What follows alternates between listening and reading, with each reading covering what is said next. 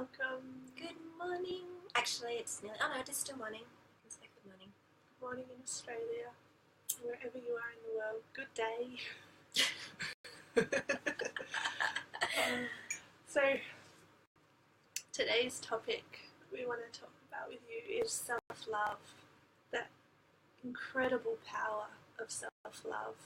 Not just to look after yourself, not just as a nice bonus, but the world-changing, life-changing, powerful energy of self-love in parenting, in all aspects of motherhood, and in the whole of life, in the world. Self-love is the key, the magic that's going to change everything. And, well, let's get a bit more practical. Very broad statements we're making here. Realistically, so self-love is seriously the key to the growth, to the transformation, to anything you're trying to create, anything you're trying to bring into the world. All of it, the key to it all is self-love. It is not forcing, beating yourself up, pushing yourself, belittling yourself, whatever else you're doing. The key to it all is self-love. And we're definitely not the only teachers out there talking about this, but we want to talk about it through the lens of motherhood today in particular. And motherhood affords us a huge gift, a huge, huge gift. As mothers, we have access to a depth of love that some people will never experience. The level of love, the depth of love that we can experience as mothers, and you all know what I'm talking about when you look at your child in one of those moments of intense mother love for that child, then you know what I'm talking about. That level that we have access to as mothers is huge. Is huge. And some people do not have access to that in any areas of their life, that depth, that level, and yet we do. And it is the key to transforming everything in the world, not just ourselves, but our relationships, our communities, the world around us, everything. And we have access to such an amazing depth of it. And yet, we often struggle. Yeah, and we often bypass ourselves in it. And there is this pervasive belief that, like, it's pretty entrenched that in order to create change in ourselves, we need to give ourselves a hard time. Even if it's not a conscious belief, it's a habit that mothers have, or that many people have, but we particularly have in our parenting as mothers. It comes from that idea of the perfect mother. Yeah, that one is a killer to self-love, big time. Yeah, and it's so not true. You don't create change. You don't step into your power. You don't live your highest vision as a mother, personally, from a place of feeling crappy and blaming, shaming and guilting yourself. Yes. She can't rise within you from that space. She rises from a space of love.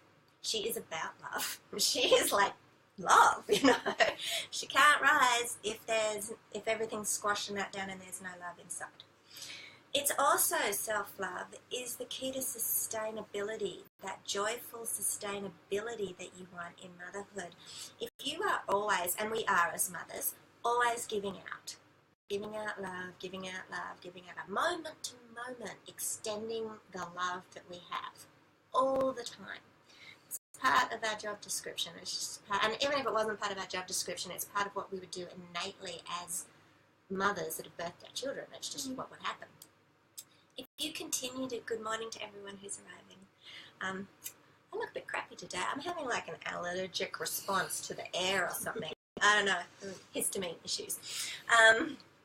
If we continue to give out, and we are pushing it outwards, part of what we do, and there is nothing self-sustaining within us, then we are depleting ourselves big time. We run ourselves dry. We end up running on empty and completely burning out. You need to cultivate the quality of love within, and instead of just flipping it out, some of it needs to recycle back through our bodies to continue to create that bubbling over feeling that we want. We want the love to come from overflow, not this constant draining us dry. That is not sustainable. It's also not really going to give you the depth of magical yumminess that you want to be putting on your kids. It's kind of a different one because it's a little forced. It's not bubbling from overflow, and the qualities of love are different. You know, they definitely are. And if you can shift to this internal sense of love, if you can start to cultivate and build that, if that becomes your focus, then a couple important things happen. The overflow completely changes your relationships around you, your relationships with the world around you, but absolutely with your children, your partner, your sisters, your community. All of that happens from a really sustainable overflow place, and it happens so naturally. It's like a byproduct of the process.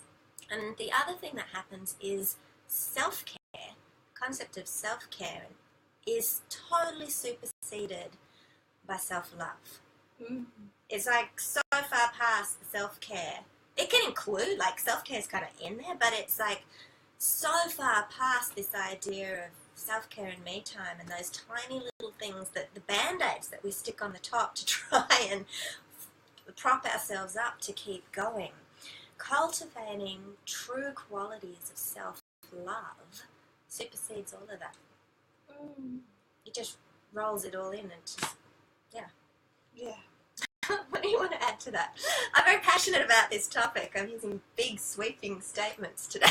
I love how Lisa just said it. It's very much about the energy you bring to your relationship with yourself.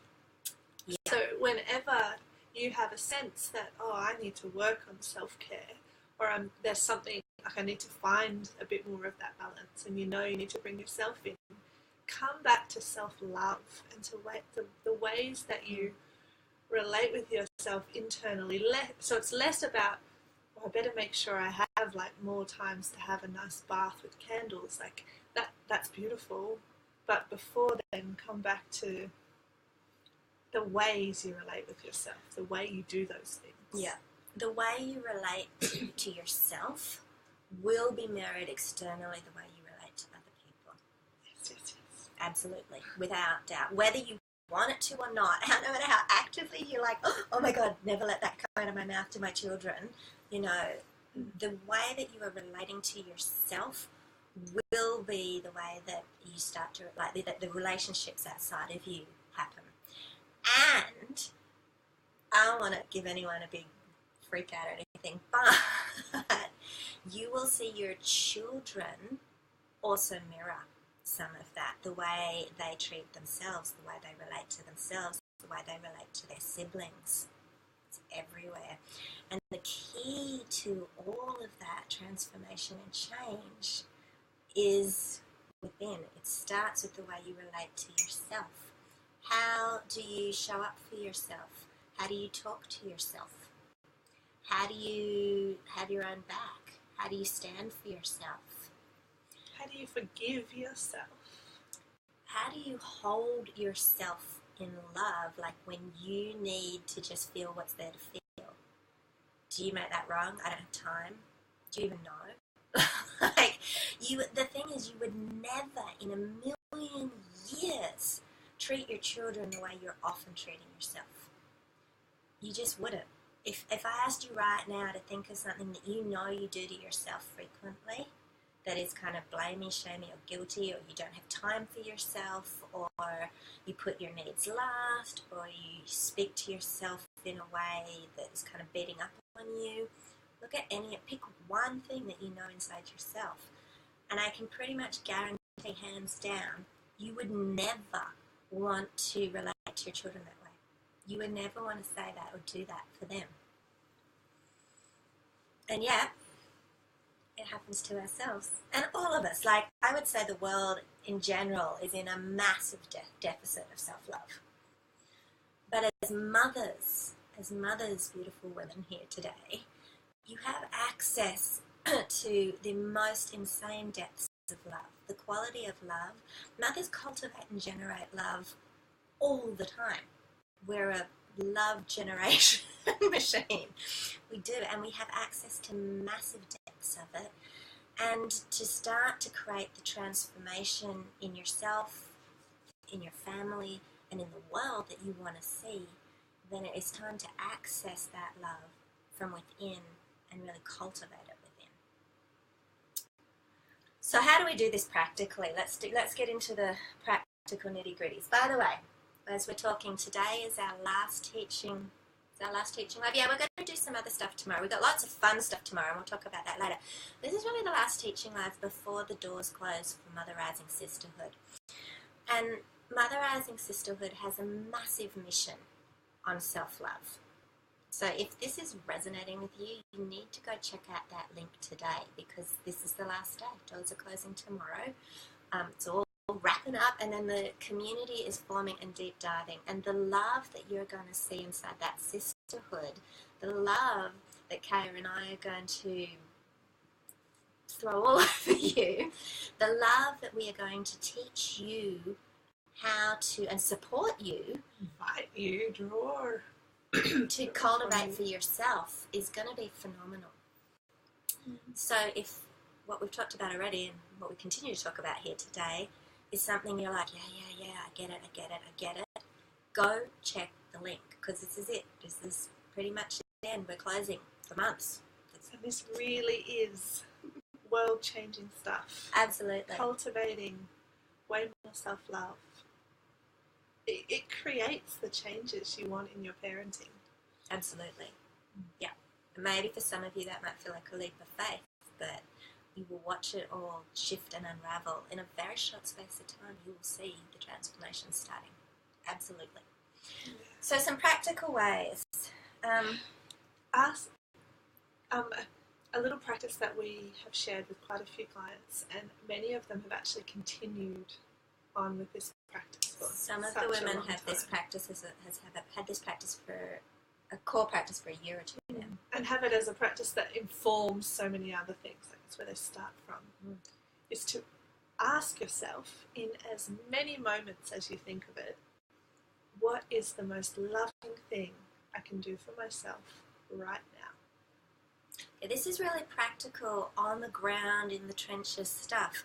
You can ask yourself that question anytime. If you just lost it at your kids and you're like, oh. If you're having a beautiful day, like, oh, today's gorgeous. If you're cooking dinner, if you're doing the groceries, what else? Anytime, if you're playing with your kids on the phone, anytime. As soon as you wake up in the morning. Any time at all. While you're cleaning the house. And the answers are often small. This is what we're talking about. Some of those big... There is a time and place for sacred recharge, hands down. When Kara and I do teach about self-care, we do teach about two models: in-the-moment self-care and sacred recharge, when you need to take some space and recharge. Sacred recharge has time and is totally valid and is needed in your overall plan. But we're talking about self-love here as this mindset shift, as this internal work that you're doing every moment, every moment. Same way as you're trying to cultivate love and connection with your children in every moment, or nearly every moment, like it's the intention. Whenever you think to, whenever it's your conscious awareness. The same with self-love, absolutely the same. It is not something you carve out, it's something you bring in to as many moments as you possibly can. And so the way that we would invite you to explore this, today it's Easter Monday here, it's a public holiday, it's Easter Sunday in North America, so everyone is hopefully having some restful space, so this is a great time to deep dive. I would actually invite you, I was going to say challenge, but I don't challenge, we're not really challenging people, we kind of are, but not really, to set an alarm on your phone as many times as you want. If you want to do what we call an immersion day, do it every hour. If you want to do it like just, I really would love to explore this, do it 3 or 4 times today. And as soon as that goes off, no matter what you're doing, no matter whether you're in a great space or a crappy space, no matter whether you're feeling so topped up and restful or you're feeling stretched and overwhelmed, it does not matter in the slightest what is going on around you. Ask yourself, right now in this moment, what is the most loving thing I could do for myself? Your answer could be highly internal. It could be just tell myself I'm doing the best job I can. It could be go get a glass of water. It could be go to the toilet. You know. It could just be, it could be anything. Like, just savor this moment. Like, I'm really being present to myself now. Really feel that, acknowledge that. Yeah. In fact, a lot of the most self-loving acts that we can do to ourselves are completely internal.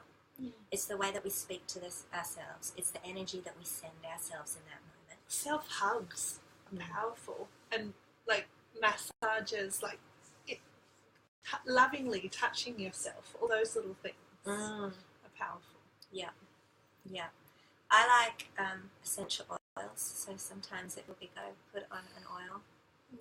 Sunshine is super rejuvenating and loving to me. Oh, and receiving the day, receiving things. We actually did a whole video on that somewhere. I hope we did. It's a major concept we talk about in Mother Rising, the energetic mechanics of receiving.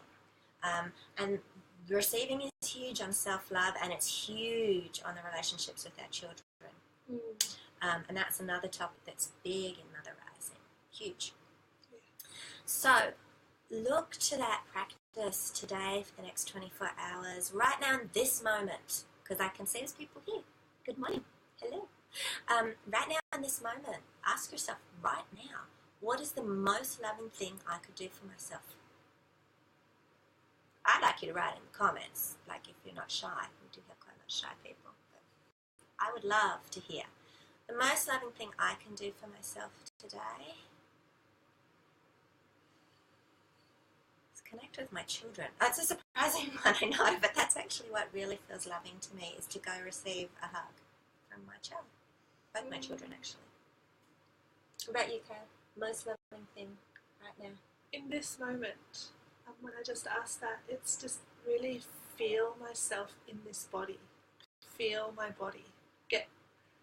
Get aware of my body, because sometimes I can be kind of a bit disconnected. And I could, as soon as I connected with that, I did that. I could feel like the settling into my body. Don't come off the screen. I'll just settle into my body and right off the side there. all the way. One of the great self-loving practices that I did this morning in the bath, actually, because I ask myself that question all the time, by the way, is I just focus on my breath. Coming just back to your breath and being present. I mean, we have lots of meditators in our tribe in general, but that's hugely self-loving. Yeah. Slowing down. So, that's pretty much it for self-love today. We would love to welcome you into Mother Rising. It won't be open again for many months. This is the doors closing and the trimester starts, the deep dive journey.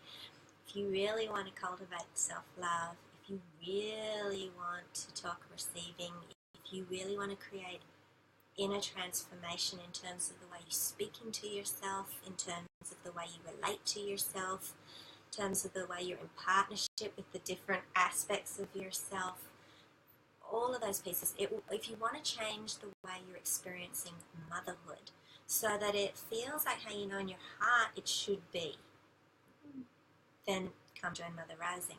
If you want to explore the gifts of motherhood, not just the responsibilities, because we've all got a handle on that, but what about the gifts? If you want to dive deep into them, join Mother Rising. Have motherhood be an energizing, empowering, enlivening experience. Absolutely.